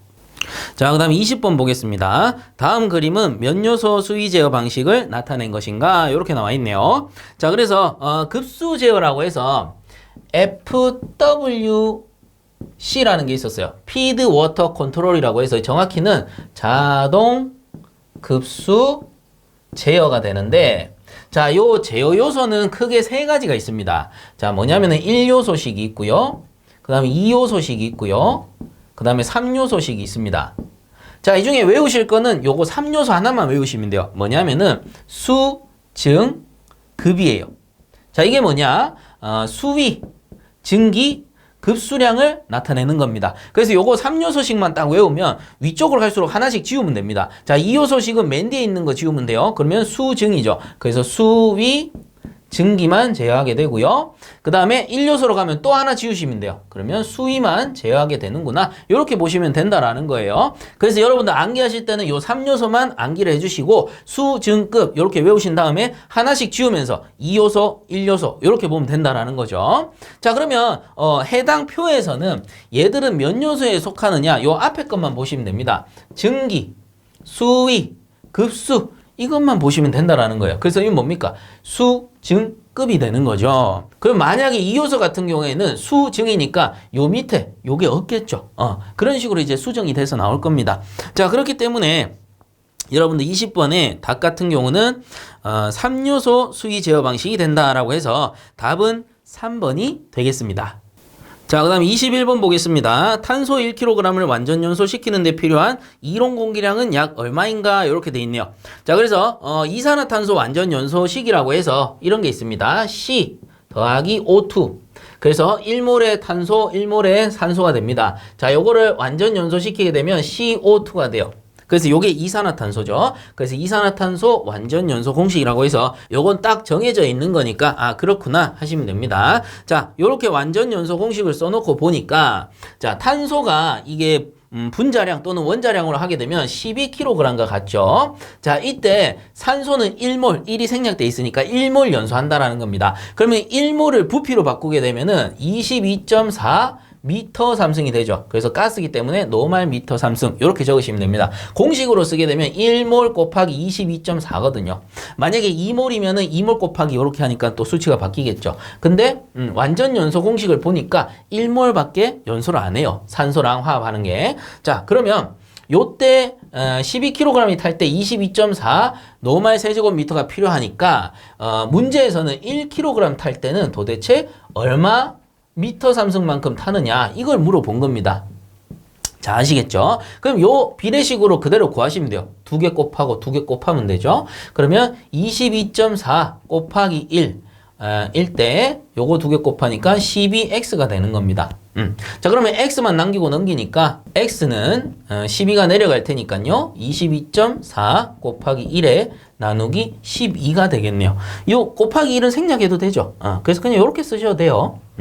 그래서 12분의 22.4 하게 되면은 요 녀석이 답이 1.866 노말 미터 삼승이 나올 겁니다. 자, 그럼 이게 뭐냐면은 요거 산소잖아요. 산소. 그래서 이론 산소량이에요. 산소량. 정확히는 탄소가 1kg 연소할 때 필요한 이론 산소량이 된다라는 겁니다. 자, 근데 문제에서는 무엇을 구하라라고 했느냐 하면은 이론 공기량을 구해주세요라고 했단 말이에요. 그래서 이전에 한번 봤을 거예요. 산소량은 우리 공기 A0라고 한번 해봅시다. 이론 공기 곱하기 0.21 한 것과 같다라는 겁니다. 그래서 요게 이론 산소량 하면은 O0 이렇게 적어볼까요? 뭐 O2로 적나 O0로 적나 뭐 그놈입니다. 그래서 이론 산소량 요거는 이론 공기량이에요. 그 왜 그래요? 이 공기 중에 21% 정도가 산소로 존재하기 때문에 이론 공기 곱하기 0.21 하면은 이론 산소량이 나온다라는 겁니다. 자, 그러면 A0가 이론 공기량이니까 이론 공기량 A0를 구해보면은 요게 내려가죠. 그래서 0.21분의 O0 또는 O2 이렇게 하면 된다라는 거예요. 자, 그래서 그대로 구해보게 되면은 0.21분의 요게 들어가주면 되는 거죠. 그래서 1.866 들어가주면 됩니다. 자, 그래서 요렇게 구해보게 되면은 8.885 노말 미터 삼승이 나올 거예요. 그럼 여기서 이제 보기의 답이랑 맞추려면 여기서 반올림하면 됩니다. 그러면 땡땡땡 8.89 노말 미터 삼승이 되겠더라라는 거죠. 자, 그래서 21번의 답은 1번이 되겠습니다.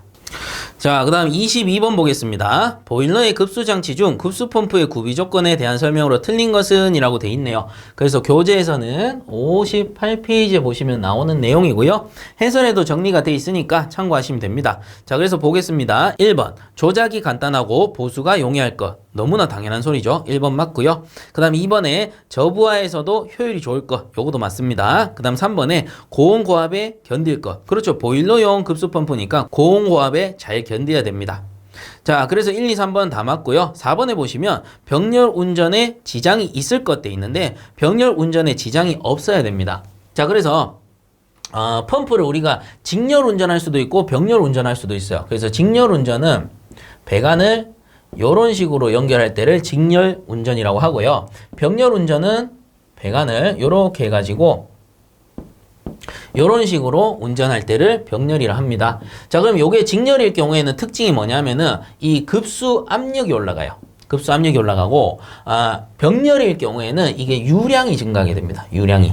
자, 그래서 보일러에서 더욱이 중요한 거는 이 펌프의 압력보다는 펌프의 유량이라고 보시면 돼요. 왜 그러냐면은 보일러가 이상 상태, 쉽게 말하면 저수위로 떨어지면 가장 위험한 거잖아요. 저수위로 떨어지면 과열되고 동체가 잘못하면 파열, 폭발할 수도 있는 거니까. 그래서 순간적으로 저수위 시 저수위 사고를 방지하기 위해서 유량을 늘려서 순간적으로 확 넣어줄 필요가 있다라는 거죠. 그래서 병렬 운전이 가능해야 된다라는 거고, 굳이 직렬 운전은 안 해도 되는 게 뭐냐면은 보일러를 설치할 때 건물의 높이는 정해져 있겠죠. 그래서 방열기 쪽으로 보내는 배관의 길이라든가 높이가 정해져 있기 때문에 거기에 맞는 펌프 용량으로 설치해 주면 되는 거예요.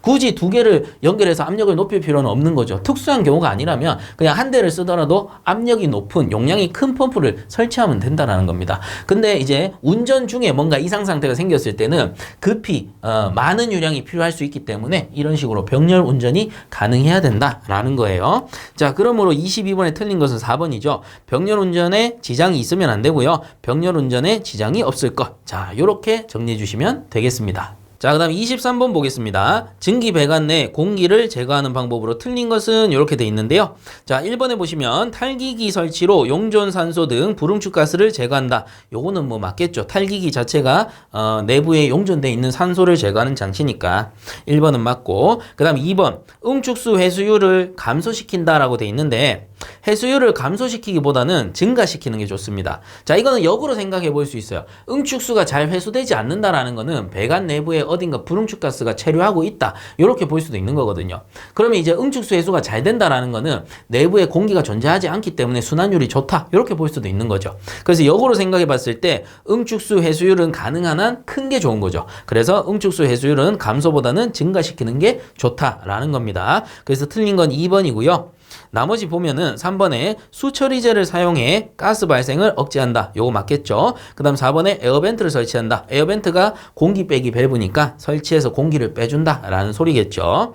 자, 그래서 23번에 틀린 것은 2번이 되겠습니다. 자, 그다음 24번 보겠습니다. 유체의 흐름층이 교란하지 않고 흐르는 흐름을 무엇이라고 하는가? 이렇게 물어봤는데요. 우선 답은 4번입니다. 측류가 되고요. 여기서 말하는 충류냐 난류냐 이런 거는 유체의 유동 상태라고 해서 레이놀주스랑 관계가 많습니다. 그래서 레이놀주스라고 해서 R이라고 쓰고요. 요 녀석이 2100보다 낮은 상태를 우리는 층류라고 불러요. 층류. 그래서 층류라는 게 뭐냐면 유체가 있으면 이렇게 층을 형성해서 바르게 흘러가는 상태라고 보시면 됩니다. 그리고 레이놀주스가 4000보다 큰 경우가 있어요. 그래서 4000보다 큰 경우를 우리는 난류라 그럽니다. 난류. 그래서 유체가 있으면 이게 날린다라는 뜻이거든요. 이런 식으로 막 비산되면서 와류가 생기면서 흘러가는 거를 난류라고 그래요. 자, 그리고 또 한 가지 있는 게 2100보다는 크고요. 레이놀주스가 크고, 그 다음에 4000보다는 작은 구역이 있어요. 그래서 요 구역을 천이구역이라고 부릅니다. 천이구역. 자, 그래서 요 천이구역 같은 경우는 해설해 보시면 어느 안정 상태에서 다른 안정 상태로 이동하는 도중에 자유에너지가 극대값을 취하는 상태이다. 그래서 요 범위를 알아두시면 됩니다. 2100에서 4000. 그리고 2100보다 작으면은 측류, 4000보다 크면은 난류구나. 요 정도만 기억을 해주시면 된다는 겁니다. 자, 어쨌든 24번에 층이 교란하지 않고, 교란하는 건 뭐예요? 난류를 말하는 거죠. 교란하지 않고 요렇게 층을 지어서 흘러가는 흐름을 층류라고 한다. 그래서 24번의 답은 4번이 되겠습니다. 자, 그 다음 25번 보겠습니다. 어떤 두 개의 물체가 또 다른 제3의 물체와 서로 열평형을 이루고 있으면 그 두 개의 물체도 서로 열평형 상태이다 라고 정의하는 연력학 법칙은, 자, 이전에 제가 정리 한번 해드렸는데 우선 답은 1번이죠. 연력학 제0법칙이었습니다. 그래서 해당 요 0법칙이 뭐냐면은 두 개의 물체가 이렇게 존재한다라고 칩시다. 그러면 요 녀석이 고온의 물체, 그 다음에 요 녀석이 저온의 물체예요. 그럼 얘들 두 개를 탁 붙여버리면 어떻게 되느냐? 탁 붙여버리게 되면 자, 이렇게 붙여버리게 되면 열이라는 것은 어떻게 됩니까? 고온의 물체에서 저온의 물체 쪽으로 이동을 합니다. 자, 근데 요 이동을 하는 상태를 나타내는 거는 열역학 제2법칙이었죠. 열 이동 법칙이라고 해서 방향성의 법칙. 그러니까 쉽게 말해서 어떠한 물체와 물체가 맞닿았을 때 열이라는 것은 항시 고온에서 저온으로만 흐르고 저온체에서 고온체로 흐르려면 더 낮은 저온체나 열기관이 필요하다라고 했습니다. 그래서 제2법칙이 일종의 실제적 법칙이다라고도 했었습니다. 그래서 열 이동 상태를 나타내는 건 제2법칙인 거고 이게 시간이 지나게 되면 어떻게 됩니까? 두 개의 온도가 같아지는 시점이 있어요.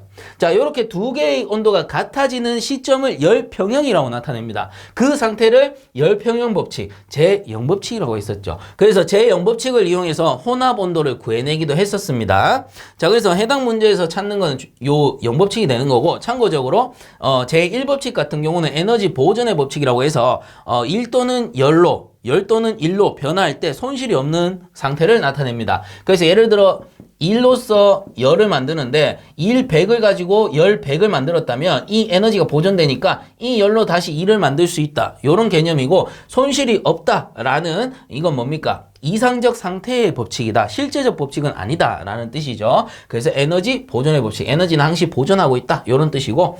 자, 제3법칙 같은 경우는 어떤 개 내에서 물체의 상태 변화 없이 절대온도 0도에 이르게 할 수는 없다. 자, 절대온도 0도에 이르게 할 수 없다. 라는 말이 나오면은 제3법칙을 나타낸다. 라고 보시면 됩니다. 자, 그래서 25번에 다시 어떤 두 개의 물체가 또 다른 제3의 물체와 서로 열평형을 이루고 있으면 그 두 개의 물체도 서로 열평형 상태이다. 자, 열평형이라는 말이 들어가면 제0법칙이다 라는 거죠. 그래서 25번의 답은 1번이 되겠습니다.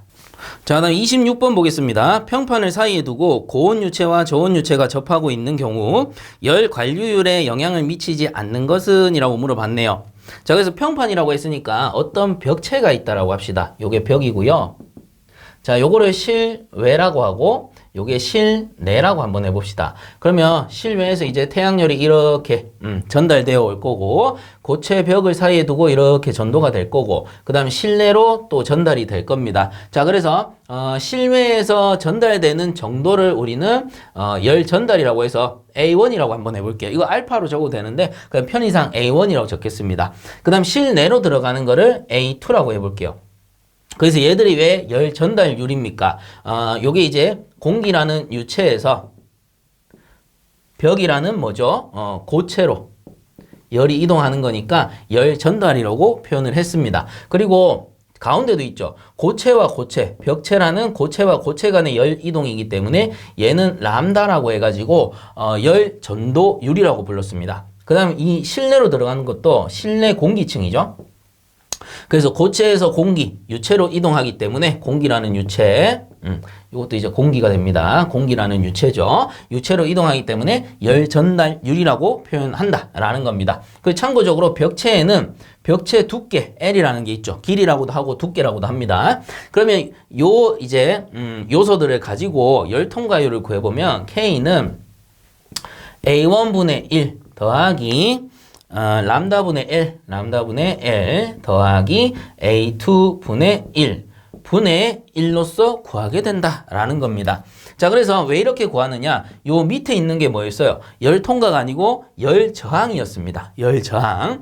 그래서 우리가 열 통과를 직접적으로 계산하거나 측정해낼 수 있는 건 없기 때문에 열 저항. 그래서 이걸 통과해내는데 어느 정도 시간이 걸리는지 측정을 해가지고 열 저항을 먼저 구한 다음에 이 열 저항을 뒤집어 버리면 통과가 된다라고 했죠. 그래서 열 저항 W분의 1을 한 개념이다라는 겁니다. 그리고 이게 단위로 정리를 한번 해본다면 자, 이 열 전달률의 단위가 킬로칼로리 퍼 미터 자승 아워인데 분의 1을 했기 때문에 자, 요 단위가 킬로칼로리 퍼 미터 자승 아워, 미터 자승 아워 도시 퍼 킬로칼로리가 돼요. 원래는 킬로칼로리 퍼 미터 자승 아워 도시잖아요. 그걸 뒤집어 버렸으니까 분의 1을 했으니까. 자, 그리고 요거 람다 같은 경우는 뒤집었기 때문에 람다 분의 1이죠. 엄밀히 따지면 미터 아워 도시 퍼 킬로칼로리가 됩니다. 근데 L 요게 뭐예요? 미터잖아요. 그래서 미터를 하나 더 곱해줬기 때문에 미터 자승이 되는 거예요. 어때요? 단위가 똑같아졌죠. 그 다음 요것도 이거랑 똑같겠죠. 미터 자승 아워 도시 퍼 킬로칼로리가 됩니다. 그럼 얘들 다 더하게 되면 열 저항의 단위는 미터 자승 아워 도시 퍼 킬로칼로리가 나온다라는 겁니다. 그냥 요 단위 그대로 나온다 생각하시면 돼요. 근데 요거를 분의 1을 했기 때문에 요거 분의 1을 했기 때문에 결국은 다시 한번 뒤집어지면서 킬로칼로리 퍼 미터 자승 아워 도시라는 열 통과율이 나오게 된다라는 겁니다. 요런 개념이에요. 어차피 제가 이론 수업할 때 다 정리를 해드렸기 때문에 제가 여기서는 좀 간략하게 하고 넘어갑니다. 자, 그렇다면 26번에 보시면 열 관류율, 다른 말로 열 통과율이라 하죠. 여기서 여기 전체를 열 통과율 또는 열 관류율 K라고 합니다. 자, 이 열 관류율에 영향을 미치지 않는 것은 해서 자, 1번에 평판의 열 전도율 뭡니까? 요 람다를 나타냅니다. 전도율 1번은 맞고요. 그 다음에 2번이 틀렸죠. 평판의 면적이 아니고 평판에 우리는 필요한 거는 두께였습니다. 두께 또는 평판의 길이. 자, 그래서 3번이 맞는 겁니다. 평판의 두께. 요게 L이 되는 거죠. 평판의 두께. 그 다음 4번 같은 경우는 고온 및 저온 유체의 열 전달률 뭡니까? A1과 A2를 얘기하는 겁니다. 열 전달률. 자, 그러므로 26번에 열 관류율에 영향을 미치지 않는 것은 2번 평판의 면적이 되겠습니다. 자, 27번 보겠습니다. 보일러 내처리에 사용되는 약재의 종류 및 작용에서 탈산소제로 쓰이는 약품이 아닌 것은? 이라고 물어봤네요. 그래서 교재에서는 175페이지에 나오는 내용이고요. 참고적으로 탈산소제는 탄닌, 히드라진, 그리고 아황산, 나트륨 이 있겠습니다. 그래서 이 아황산 나트륨에서 나트륨을 소다라고 부르기도 하기 때문에 아황산 소다라고 부르기도 해요. 그래서 해설에 나오니까 참고해 주시고요. 그러면 27번에 탈산소제로 쓰이는 약품이 아닌 것은 1번 수산화 나트륨이 되죠. 그래서 이 수산화 나트륨은 다른 말로 가성소다라고도 하는데 주로 보면 소다보링, 중화방청제, pH 조정제 등 널리 사용이 되는데 탈산소제로는 사용을 하지 않는다. 이렇게 알아두시면 되겠습니다. 자, 그래서 27번에 틀린 것은 1번이 되겠습니다. 자, 그럼 28번 보겠습니다. 자동 측정기에 의한 아황산 가스의 연속 측정 방법에 속하지 않는 것은? 이라고 되어 있는데, 자, 아황산 가스 연속 측정 방법은 적외선 흡수법, 자외선 흡수법, 그리고 불꽃 광도법이 있습니다. 자, 그러면 아닌 것은 3번에 오르자트 가스 분석법이 되죠. 그래서 이 오르자트 가스 분석법 같은 경우는 오르자트 가스 분석법 쓰진 않겠습니다. 이 녀석은 CO2랑 O2, CO를 어떻게 합니까? 순서대로 측정을 해낼 수 있다라는 겁니다. 이전에도 한번 나왔었죠. 그래서 오르자트 가스 분석법은 CO2, O2, CO를 순서대로 측정하는 장치이고 아황산 가스는 측정해낼 수 없다라고 보시면 되겠습니다. 자, 그래서 28번에 틀린 것은 3번이 되겠습니다. 자, 그럼 29번 보겠습니다. 이온교환 처리장치의 운전 공정에서 재생탑의 원수를 통과시켜 수중의 일부 또는 전부의 이온을 이온교환 또는 제거시키는 공정을 의미하는 것은? 이렇게 물어봤는데, 자, 우선 답은 3번 부하라고 합니다. 그래서 요거는 해설에 잘 정리가 되어 있는데요. 같이 한번 보시게 되면 이온교환 처리장치 운전 공정이라 해서 역세, 통약, 압출, 수세, 부하가 있죠. 자, 그래서 역세 같은 경우는 수지탑의 아래에서 위로 물을 흐르게 하여, 자, 그래서 이겁니다. 원래는 위에서 아래로 흘러가야 되는데 역세, 역으로 이제 수세한다라는 뜻이거든요. 그래서 아래쪽에서 위로 물을 흐르게 하여 압축된 수지를 느슨하게 해주고 수지층에 괴여있는 현탕물을 제거해주는 공정을 얘기한다. 그래서 어찌 보면 준비하는 작업이 되는 거죠. 그 다음 2번에 보시면 통약이라고 해서 부하 공정에서 흡착된 흡착 이온을 용출시키고 부하 목적에 맞는 이온을 흡착시키기 위하여, 자, 그 다음이 중요합니다. 재생액을 수지탑의 위에서 아래로 흘러내리게 하는 공정으로 좁은 의미의 재생이라고 한다. 그래서 재생액을 위에서 역세 한번 하고 나서 이제 정상적으로 위에서 흘러내리게 한다라는 거고요. 그 다음 3번에 압출 또는 뭐 치환이라고 하는데, 통약 후 수지층에 남아있는, 그 다음이 중요해요. 재생액을 통약 공정과 같은 방향으로 천천히 압출시키는 공정이다 라는 거고, 그 다음 4번에 수세. 세정이라고도 하는데 뭐 씻어내는 걸 얘기하는 거겠죠. 그래서 수지층에 남아있는 재생제를 완전히 씻어내리는 공정을 얘기합니다. 그 다음에 이제 부하인데, 부하 같은 경우는 재생탑에 원수를 통과시켜 수중의 일부 또는 전부의 이용교환 또는 제거시키는 공정을 얘기한다. 최종 단계입니다. 그 최종 목적이 이거예요. 그래서 수중의 일부 또는 전부의 이용교환 또는 제거하는 게 목적이다. 이렇게 보시면 되겠죠. 자, 그래서 29번의 답은 3번이 되겠습니다. 자, 그 다음 30번 보겠습니다. 유체 속에 잠겨진 물체에 작용하는 부력에 대한 설명으로 옳은 것은 이라고 돼 있는데, 우선 답은 1번입니다. 그 물체에 의해서 배제된 유체의 무게와 같다라는 거죠. 자, 그래서 해설해 보시면 부력이라고 해서 정지 유체 속에 물체가 일부 또는 완전히 잠겨 있을 때 유체에 접촉하는 모든 부분에 수직 방향으로 작용하는 힘으로 아르키메데스의 원리라고도 하며 그 물체에 의해 배제된 액체의 무게와 같다라는 겁니다. 자, 그래서 이게 무슨 말이냐 하면은 어떤 물을 담아둘 수 있는 수조라든가 욕조가 있다라고 칩시다. 그러면 여기에 물이 담겨 있을 건데 일단은 그 설명의 편의를 위해서 그냥 수평선으로 그리겠습니다. 자, 여기에 사람이 들어갈 수도 있고 어떤 물체가 들어갈 수도 있어요. 그래서 어떤 둥글럽적한 물체가 이렇게 들어갔다라고 치면은 얘가 완전히 가라앉는 게 아니고 떠오른다라는 거죠. 자, 근데 요걸 좀 제가 더 온폭하게 그릴까요? 이렇게 이런 물체가 물속에 가라앉아야 되는데 이게 떠오른다라는 거는 요 면에 작용하는 수직 방향의 힘이 있다라는 거죠. 수직 방향의 힘이 있다. 요게 바로 부력이라는 겁니다. 자, 근데 여기 보시면은 그 물체에 의해서 배제된 유체의 무게와도 같다라고 나와 있죠. 자, 이건 무슨 말이냐면은, 자, 예를 들어서 이게 똑같은 조건에서 여기는 물체를 넣었지만 여기는 물체를 안 넣었다라고 칩시다. 똑같은 조건입니다. 자, 이와 같은 물체를 넣지 않았다라고 치면은 요 물체가 들어가기 전만큼의 이 공간에는 원래는 뭐가 차 있어요? 물이 차 있을 거다라는 거죠. 그러면 이 물에도 무게가 존재하겠죠. 이 무게가 뭔데요? 밑으로 누르는 힘이잖아요. 따지고 보면 중량이라고 해서 이 유체가 누르는 힘이 된단 말이에요. 그러면 이 물체가 들어감으로써 이 유체가 뭐 넘쳤든 어디로 이동했든 제거됐을 거 아닙니까? 그래서 배제가 된 이 유체의 양만큼, 이 유체가 가진 무게만큼의 힘으로 밀어 올린다라는 말과 같은 거죠. 자, 그렇기 때문에 그 물체에 의해서 배제된 유체의 무게와 같다. 이 부력이라는 거는 자, 그렇게 표현할 수 있다라는 겁니다. 자, 그래서 30번 문제의 답은 1번이 되겠습니다.